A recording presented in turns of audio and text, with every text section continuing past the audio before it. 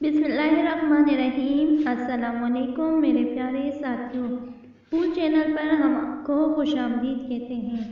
आज हम आपके लिए एक टिप लेकर आए हैं जो कि आपको बताएंगे, यानी ये रेमेडी के रोज़े के दौरान पानी की कमी को कैसे पूरा किया जा सकता है। उससे पहले हम आपको आज की बात बताएंगे।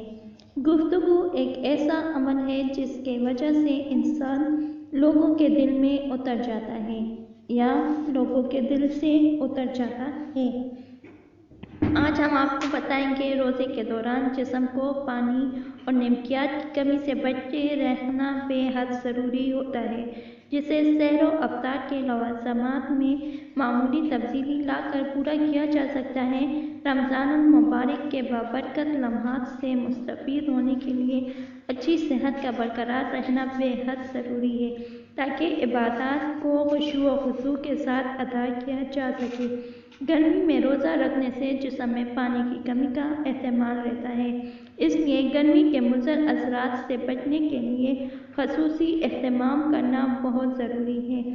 सेहरी में कम से कम 2 गिलास पानी ज़रूर पिएँ।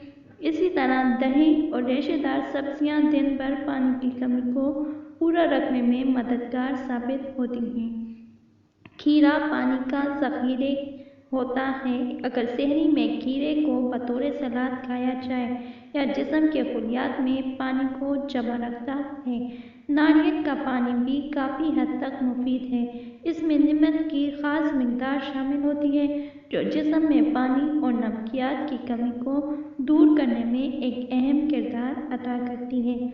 तो मेरे प्यारे साथियों, आपको हमारी रेमेडी पसंद आई होगी और आप जान गए होंगे कि पानी की कमी को हम कैसे दूर कर सकते हैं। तो अपनी डाइट में शामिल करें और रमज़ानुल मुबारक में पानी की कमी से अपने जिस्म को महफूज रखें। इससे आपका भी फ़ायदा और हमारा भी।